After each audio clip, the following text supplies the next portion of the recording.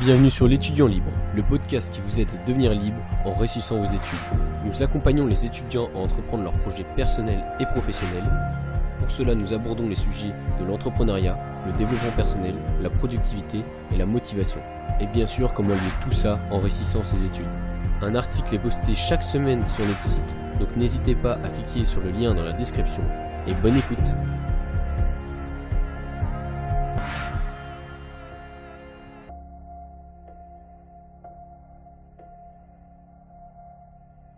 Salut les étudiants libres. Si vous êtes ici en train d'écouter ce podcast, c'est sûrement que l'entrepreneuriat ou le lancement de projet vous intéresse, que vous avez sûrement eu des dizaines d'idées de choses à faire en parallèle de vos études pour commencer à vivre vos rêves.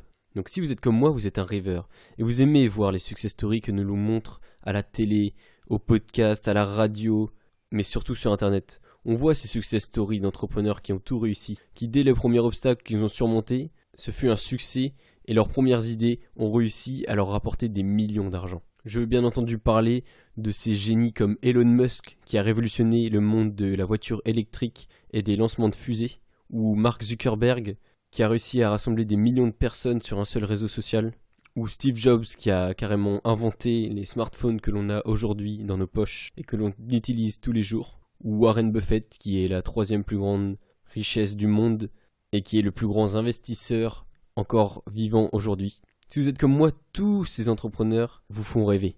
Vous n'aurez pas forcément de faire la même chose qu'eux ou de vivre la même vie que eux, mais leur succès est forcément une source de motivation pour vous.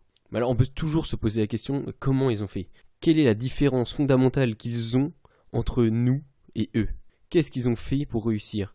Comment ils font quand ils tombent sur un obstacle? Comment ils font pour le surmonter? Alors que nous, dès le premier obstacle, on va trouver des excuses et réussir à abandonner pour n'importe quoi. Il y a bien sûr des dizaines de raisons à cela, à leur succès.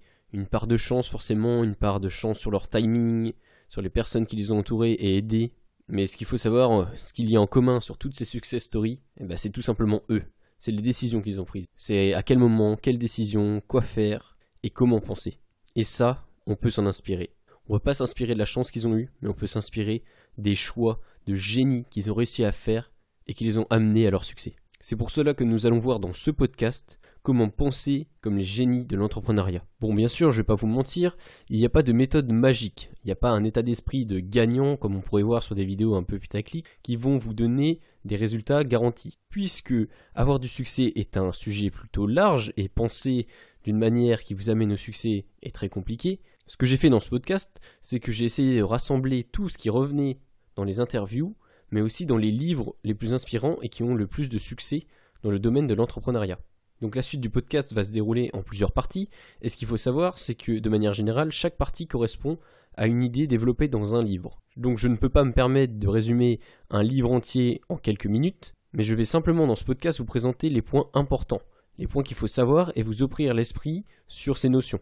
Si vous souhaitez être plus intéressé et découvrir un peu plus ces notions en manière plus développée, je vous invite à lire les livres que vous retrouvez dans la description ou à la fin du podcast. Et de manière générale, de toute façon, on va reparler de toutes ces notions dans d'autres podcasts ou dans des articles qui vont sortir sur l'étudiant libre, puisque ce sont des notions majeures dans la réussite d'un projet.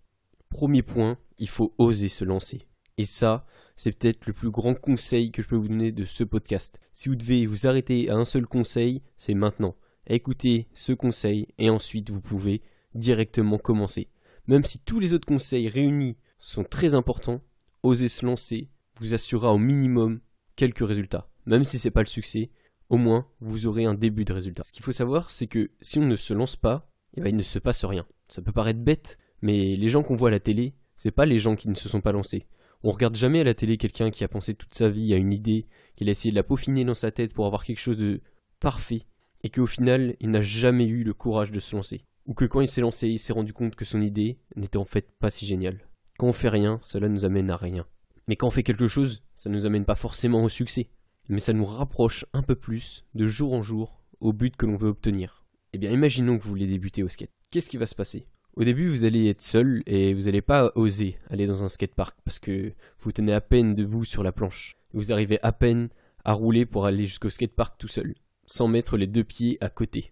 Donc forcément, au début, vous n'allez pas vouloir y aller. Vous n'allez pas vouloir vous ridiculiser. Mais donc vous allez pouvoir commencer chez vous tout seul, à faire quelques tricks comme un ollie par exemple. On commence tous par là au début. Vous allez essayer, vous allez tomber, mais au final personne va se moquer de vous parce que la seule personne qui vous voit c'est votre mère. Elle vous voit à travers la fenêtre et elle va pas commencer à se moquer de vous. Donc c'est bien, vous allez commencer à progresser. Mais imaginons que vous soyez allé directement dans le skatepark, dès le début, à vous affronter au regard des autres. Finalement, vous vous rendrez très vite compte qu'il ne serait rien passé de grave. Certes, vous allez avoir les mêmes chutes, et peut-être que les gens vont vous regarder avec un sourire dans le coin, mais ce sera simplement parce qu'ils se souviennent que eux aussi ils ont débuté. Eux aussi ils sont passés par là. Par le moment où on se casse la cheville en retombant, ou qu'on se fait mal aux genoux parce qu'on est retombé sur les genoux. Ils sont tous passés par là. Et vous savez quoi, de manière générale, les gens qui vont se moquer de vous sont simplement des idiots. Des idiots qui ne savent pas se regarder en arrière et savoir qu'ils sont passés par là. Ou tout simplement des gens qui n'ont même jamais osé essayer. En plus, s'il y a des gens qui sont expérimentés autour de vous dans le skatepark, il y a de fortes à parier qui vont venir pour vous aider, pour vous donner quelques conseils. Car eux, contrairement à vous, ils voient ce que vous faites de mal. Ils peuvent vous dire spécifiquement qu'est-ce qu'il faut changer pour que vous réussiriez. Donc vous pourriez progresser seul, mais vous progressiez moins vite. Votre mère va pas sortir de la cuisine et vous dire « Non, tu fais mal ton lit et tu devrais faire ça ». Alors que progresser face aux gens et parler de ce que vous faites autour de vous va certes paraître comme quelque chose qui va faire plus peur, mais les conseils que vont vous donner les gens vont vraiment valoir de l'or. Et n'oubliez pas, ceux qui vont se moquer de vous sont des idiots ou des peureux qui n'osent pas se lancer et qui sont jaloux de ce que vous faites. Bon après voilà, je vous avoue que il y a une différence entre se lancer à faire du skate et se lancer pour un projet qui nous fait vraiment peur. Parce que de manière générale, on se sent beaucoup plus seul quand on commence un projet d'entrepreneuriat quand on est étudiant. Peut-être qu'avec le temps, quand on devient plus vieux, il y a plus de gens, mais en tant qu'étudiant, on est moins nombreux à oser se lancer. Mais je pense qu'il faut toujours rationaliser la chose et de se dire que se lancer dans un projet peut se comparer à n'importe quelle activité que l'on débute. C'est forcément dur au début, mais plus on avance et plus ça devient facile. Il y a d'ailleurs un proverbe qui est japonais, il me semble, qui dit qu'il y a 2 moments parfaits pour se mettre à planter un arbre. Le premier moment, ça aurait été il y a 20 ans, parce que vous auriez déjà des fruits dans votre arbre et vous pourriez déjà manger les pommes de votre arbre. Mais le deuxième meilleur moment, c'est maintenant. Puisque si vous voulez du résultat, si vous voulez des fruits dans 20 ans, il faut le planter maintenant. Et c'est pas demain, c'est pas à repousser, c'est pas à se dire « Mince, j'aurais dû le planter avant, maintenant c'est trop tard ». C'est jamais trop tard. Le meilleur moment maintenant pour se lancer, c'est aujourd'hui. Donc je pense que ce proverbe est très bien fait pour être comparé avec l'entrepreneuriat et pour se lancer dans n'importe quel projet. Deuxième point, un entrepreneur à succès, c'est se montrer proactif. Qu'est-ce que c'est être proactif ? Proactif, il faut savoir que c'est un état de pensée qui s'oppose à l'état de pensée de réactif. Prenons un exemple. On va prendre l'exemple d'une personne qui est réactive. Imaginons que cette personne est en études et qu'elle se plaint tout le temps de ses études. Par exemple, elle va tout le temps se plaindre que ça lui prend du temps, qu'elle n'a pas le temps libre, qu'elle n'a pas le temps de faire des choses chez elle si par exemple elle souhaite créer un projet, et que l'école lui prend trop de temps, que le peu de temps libre qu'elle a, il faut qu'elle passe à réviser ou à apprendre des choses, et qu'elle peut rien faire, qu'elle est figée à cause de l'école. Cette personne va toujours se plaindre, elle va toujours trouver une excuse. C'est à cause du prof, c'est à cause des leçons qu'on m'a filées, c'est à cause du travail à faire. Si je travaille pas, je vais avoir des mauvaises notes. Au final, cette personne, elle va être malheureuse. Malheureuse parce qu'elle peut rien faire. L'école, elle est là et elle est figée, quoi. Finalement, en fait, toutes ces excuses qu'elle se trouve, ce sont des fausses excuses. Ouais, l'école, ça prend du temps, mais ça prend du temps pour tout le monde, en fait. Et pourtant, il y en a qui arrivent quand même à faire des choses en dehors de l'école. Donc c'est pas une vraie excuse. Soit les autres gens sont meilleurs, soit c'est que la personne est réactive et qu'elle ne sait pas comment faire pour évoluer. Finalement, c'est surtout une peur d'évoluer. Si on prend le même exemple avec une personne qui est proactive, qu'est-ce qui va se passer ? Cette personne, elle va aussi avoir l'école comme un problème. Oui, l'école va lui prendre du temps, mais elle va pas chercher à se plaindre. Elle va chercher à trouver des solutions. C'est comme ça. L'école lui prend du temps, elle accepte son destin comme ça, mais c'est pas pour autant qu'elle va pas se battre. Elle va essayer de se battre en trouvant des solutions, en trouvant des manières de réviser plus rapidement, pour avoir plus de temps libre, ou de se libérer plus de temps, en arrêtant de regarder des séries par exemple. Ça, c'est une personne proactive. Il y a un problème, elle peut pas forcément changer ce problème, mais elle va quand même essayer de trouver une solution. Même si c'est pas parfait, ça sera déjà un début de solution par rapport à une personne qui ne fait rien.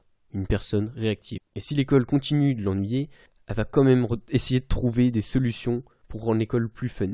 Rien ne vous empêche d'essayer de faire les choses différemment.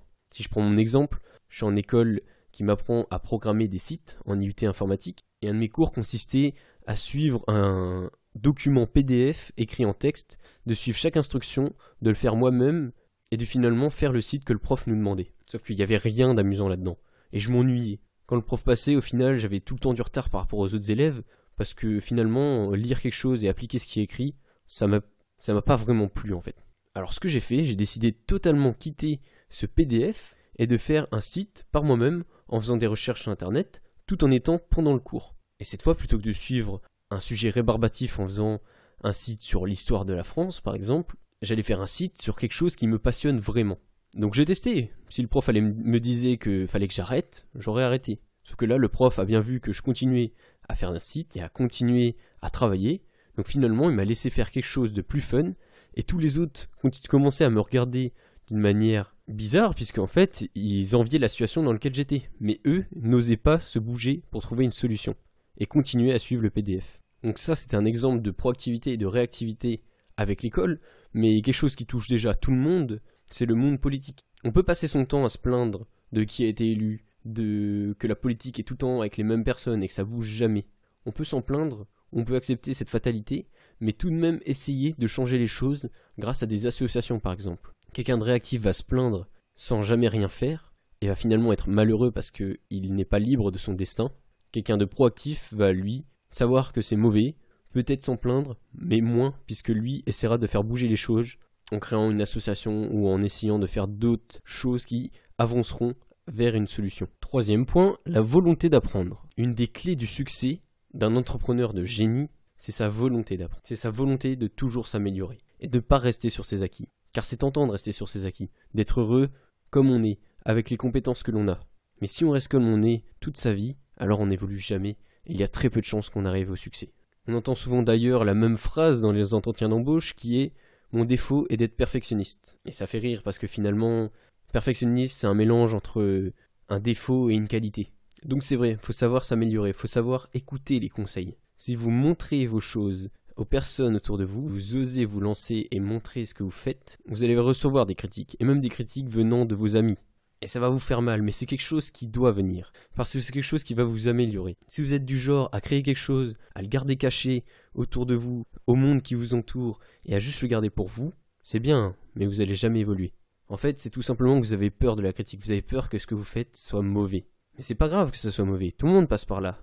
Comme je l'ai dit avec l'exemple du skater, c'est pas grave, parce qu'il y aura toujours des gens pour vous conseiller. Et ça, c'est la volonté d'apprendre. Même si ça fait mal, même si c'est dur, même si ça prend du temps, faut toujours essayer de s'améliorer. Et il ne faut pas se croire supérieur. Faut pas croire que l'on est meilleur et que les conseils que l'on nous donne, c'est simplement parce que les gens qui nous entourent sont idiots et qui ne savent pas ce que vous voulez faire, qui n'ont pas la vision de ce que vous voulez faire. Il y a forcément une part qui est vraie. Parce que si vous avez analysé tous les comptes Instagram par exemple, pour essayer d'avoir le meilleur compte Instagram avec le plus de followers, parce que votre but est d'avoir un compte Instagram certifié de photos par exemple. Si c'est ça votre but, alors oui, quelqu'un qui ne s'y connaît pas va peut-être pas comprendre votre stratégie de marketing par exemple, ou votre stratégie pour atteindre des gens. Mais tout de même, si une personne voit que la photo ne lui plaît pas, c'est son droit de vous dire que ça ne lui plaît pas. Vous pourrez écouter le conseil s'il vous semble pertinent, mais aussi ne pas l'écouter s'il est vraiment faux. Mais il ne faut pas se borner à se dire que chacune des conseils que l'on vous donne sont faux. Il faut aussi admettre que certaines personnes sont meilleures que vous, et que vous n'êtes pas parfait. Et il faut savoir demander des conseils. Ne pas attendre qu'elles viennent à vous, mais savoir les demander et les écouter. Certaines personnes ont juste plus d'expérience que vous, et avec le temps, vous serez aussi bonne que eux pour trouver les solutions. Mais pour le moment, il faut savoir s'entourer de personnes qui peuvent vous aider. Et ça, c'est la volonté d'apprendre. La volonté d'apprendre, ça peut aussi venir par les livres. Ça prend du temps, même si vous pouvez me dire que vous n'aimez pas lire, c'est quelque chose qui s'apprend. Et apprendre par les livres, c'est quelque chose d'incroyable, parce que c'est vraiment basé sur l'expérience des personnes qui ont écrit le livre. Et donc, des problèmes qu'ils ont rencontrés, tout comme vous. Un autre point est qu'il faut savoir travailler dans son entreprise et non sur son entreprise. Sur ce point, j'admets que c'est quelque chose de plutôt compliqué et qui paraît totalement abstrait quand je vous en parle comme ça. Quelle est la différence entre travailler dans son entreprise et sur son entreprise? Ça tombe bien, je vais vous l'expliquer maintenant. Prenons l'exemple d'un plombier. Un plombier qui fait très bien son travail. Il travaille super bien, il ramène plein d'argent dans son entreprise et il est salarié de son patron. Très bien, son patron est très content, mais il lui offre pas un salaire assez énorme par rapport à ce qu'il fait. Il se tue au travail, il voit très peu sa femme le soir, et pourtant il continue. Bon, une idée lui vient à la tête. Pourquoi je ferais pas mon entreprise à moi? Comme ça, tout l'argent que je rapporte à l'entreprise de mon patron, cette fois c'est moi qui va la gagner, et ça sera dans ma poche. Donc il se met à créer son entreprise, mais finalement il passe encore plus de temps qu'avant. Plus de temps pour simplement avoir le même résultat. Et même si c'est vrai qu'il gagne plus d'argent, finalement, il a même plus le temps pour voir sa femme. Avant, il se plaignait, mais il arrivait tout de même à arriver à l'heure pour le repas. Alors que maintenant, c'est trop tard. Il arrive toujours en retard, il voit pas ses enfants, ils sont toujours couchés quand il rentre, et il est exténué, fatigué par toutes les heures de travail qu'il passe. Il trouve plus de solution. Parce qu'il est dans son entreprise, mais c'est fini pour lui. S'il la quitte, il va falloir qu'il retrouve un métier, peut-être qu'il est endetté, peut-être qu'il a pris de l'argent à la banque pour pouvoir créer son entreprise, et il est obligé de continuer comme ça. Sauf que son corps va lâcher. Son corps va être trop fatigué au bout d'un moment et va pas pouvoir continuer à suivre. Et c'est là que la personne se retrouve bloquée dans ce qu'elle a créé. Parce qu'elle travaillait dans son entreprise. Et même si elle embauche quelqu'un, cette personne va jamais faire assez bon le résultat. Ça va jamais être assez bien pour lui. Il l'aura embauché, il va le payer, mais finalement, il va pas apporter plus de résultats que ça et il va perdre tout autant de temps qu'avant.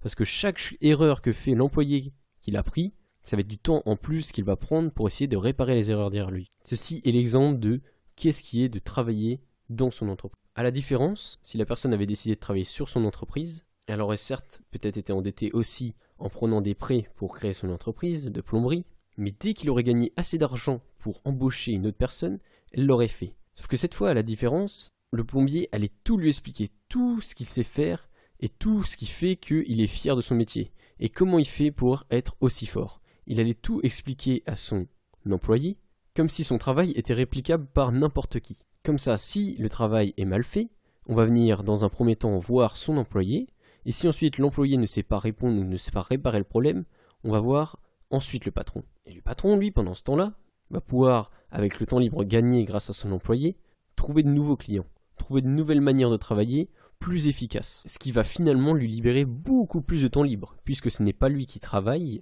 mais c'est lui qui explique comment travailler. Car il aura au préalable travaillé la chose de comment bien expliquer, comment bien automatiser son entreprise. Si je reprends un deuxième exemple avec un codeur, imaginons que quelqu'un est un très bon codeur et décide de créer son entreprise. Même exemple pour l'instant. Si un jour il envoie son application à son client et qu'il y a plein de bugs, c'est lui qu'on va demander de réparer les bugs.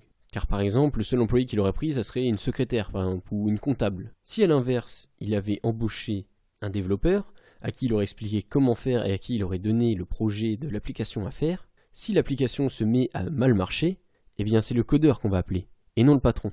La différence entre les deux, c'est savoir déléguer les choses. Savoir déléguer et savoir comment bien le faire, comment bien expliquer à la personne que l'on emploie comment faire les choses, et comment les faire aussi bien avec les attentes que l'on a. Cela revient finalement à dire qu'il y a une différence entre être patron et être employé. On peut être un très bon employé, mais être un très mauvais patron.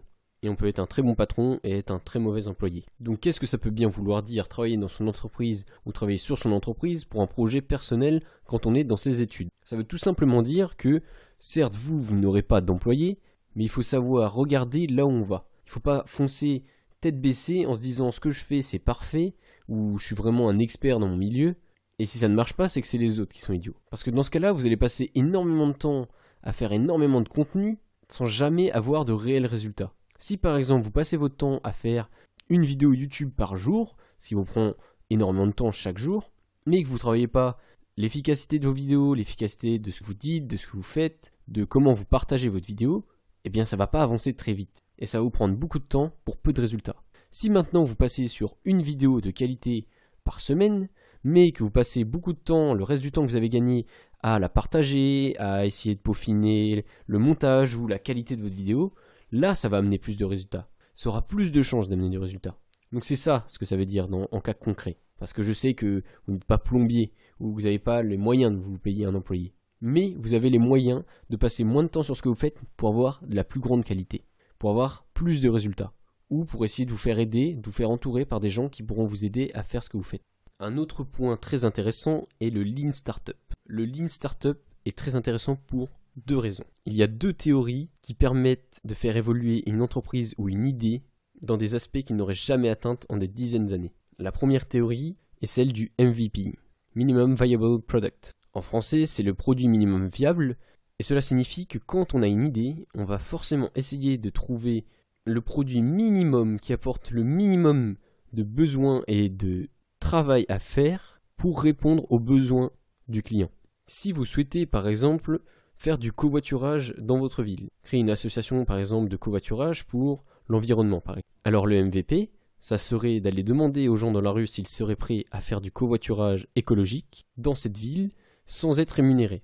Si vous remarquez que 90% des gens que vous interrogez pendant toute une journée vous répondent qu'ils ne sont pas prêts à le faire, alors ceci est une réponse à votre produit minimum viable, puisqu'il semblerait que les gens ne soient pas prêts à le faire. Et il y a une grande différence entre se dire « mon association va marcher », commencer à la lancer, tête baissée sans regarder s'il y a vraiment des gens qui sont intéressés, et finalement se rendre compte trop tard que tout le monde s'en fout, car ceci est un réel problème. Si maintenant on se rend compte que finalement la tendance est plutôt de 70% des gens qui sont intéressés par votre association, très bien, alors vous allez commencer à lancer de la même manière des produits minimum viables, c'est-à-dire par exemple en commençant à faire du covoiturage vous-même. Avant d'attendre que les gens s'inscrivent à votre association, vous pourrez le faire vous-même pour voir s'il y a vraiment une demande et s'il y a vraiment des gens qui sont prêts à utiliser vos services. Si ce n'est pas le cas, eh bien c'est pas grave, vous n'avez pas dépensé d'argent et il est toujours temps d'arrêter. Si c'est le cas, alors très bien, ça veut dire que vous pouvez continuer et que votre idée intéresse toujours des personnes. De la même manière, vous auriez pu vous dire c'est bon, j'ai testé la demande grâce à mon questionnaire dans la rue, mais il y a une différence entre répondre à un questionnaire et à vraiment agir dans la vraie vie. Ceci c'était pour la première théorie. La deuxième théorie, c'est la boucle itérative. La boucle itérative, ça lie très bien avec le MVP. La boucle itérative est en fait une boucle qui revient à dire que vous commencez par une idée.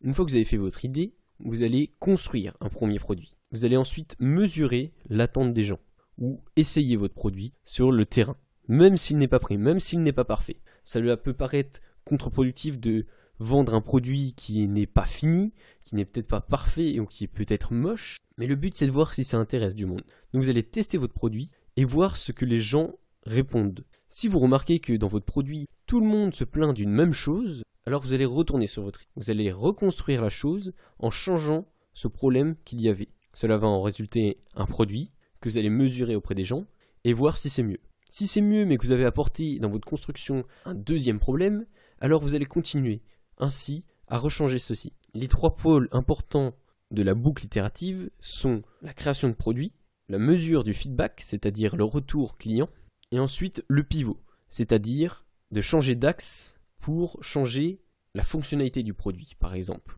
Puis d'en recréer un nouveau, de remesurer et de rechanger par rapport au problème.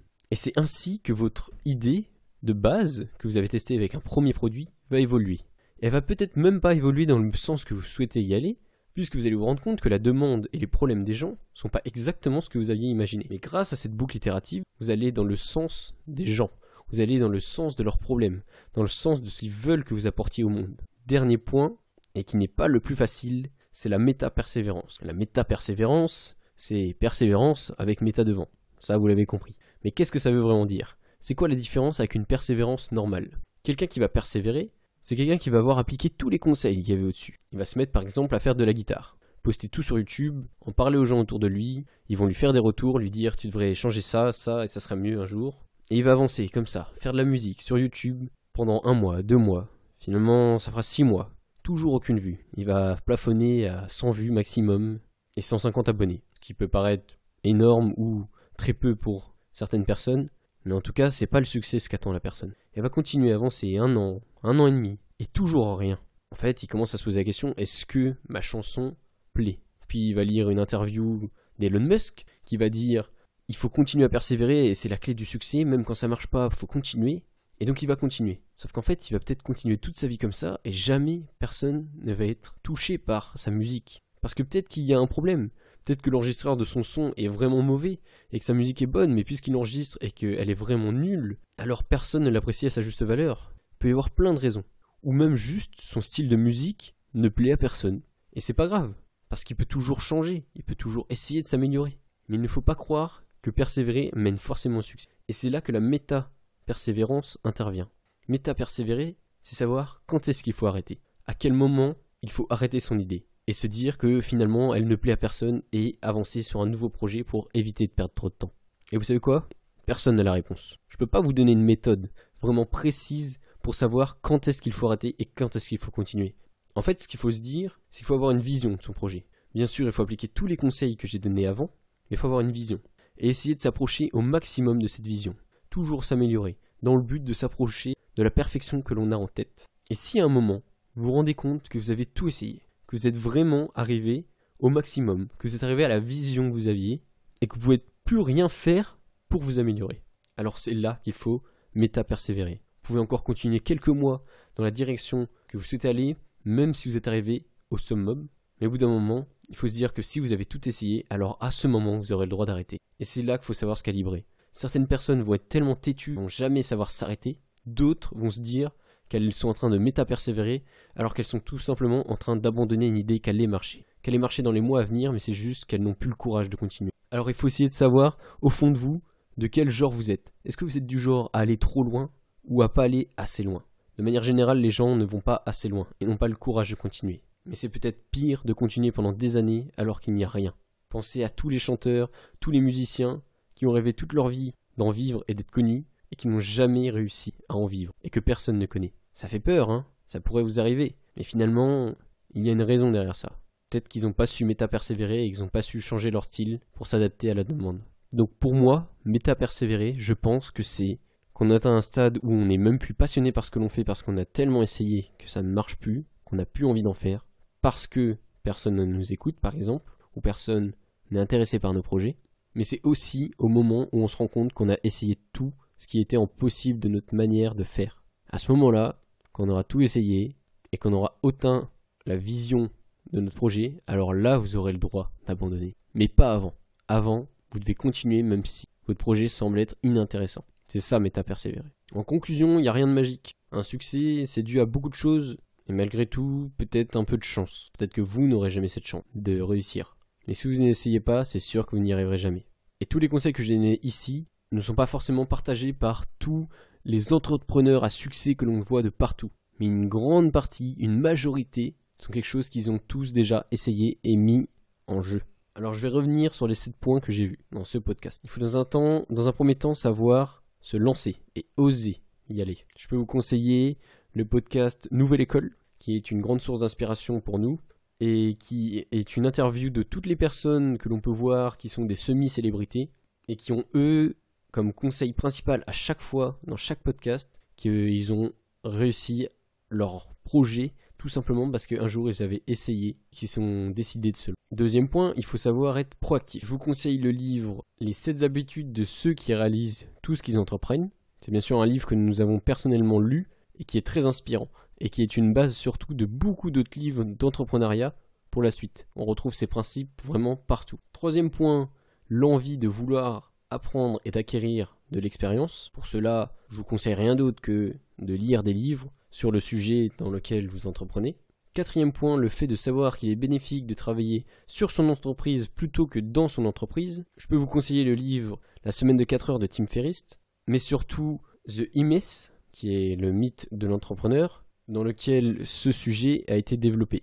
On retrouve ensuite le principe du Lean Startup et de la méta-persévérance, qui sont tout simplement retrouvés dans le livre The Lean Startup, qui est lui aussi une grande base pour lancer ses projets. Même si elle n'a startup dedans, que c'est pas votre but de créer une startup, c'est vraiment une base à lire pour tout projet que vous souhaitez entreprendre. Et bien sûr, 7e point, dont je n'ai pas parlé, il y a bien d'autres choses qui permettent le succès et pas simplement une manière de penser. Et ça, on vous l'apprendra dans les autres podcasts ou articles. Donc si vous aussi, vous souhaitez entreprendre, je vous invite à revoir cette liste de choses à faire, cette liste de qualités à avoir pour réussir et d'essayer d'en appliquer au maximum. De ne pas les appliquer tout en même temps, mais une par une. En prendre une, l'appliquer jusqu'à y arriver. Une fois que vous aurez réussi à appliquer une de ces notions, vous continuerez sur la deuxième, la troisième, ainsi de suite. Mais si vous devez commencer par quelque chose, c'est bien par oser se lancer. Donc allez-y, essayez de vous lancer, de vivre de vos rêves. Et c'est ainsi que vous aurez plus de chances de les atteindre.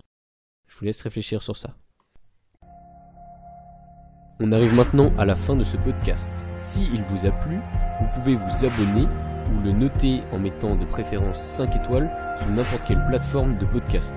Si vous souhaitez continuer à nous suivre, vous pouvez nous suivre sur nos réseaux sociaux comme Instagram ou Facebook ou rejoindre notre newsletter afin de recevoir un mail par semaine qui vous informe des nouvelles sorties de l'étudiant libre. Sinon, vous pouvez tout simplement aller écouter d'autres podcasts ou lire nos articles qui se trouvent sur notre site et je vous invite à revenir si cela vous a plu. À la prochaine!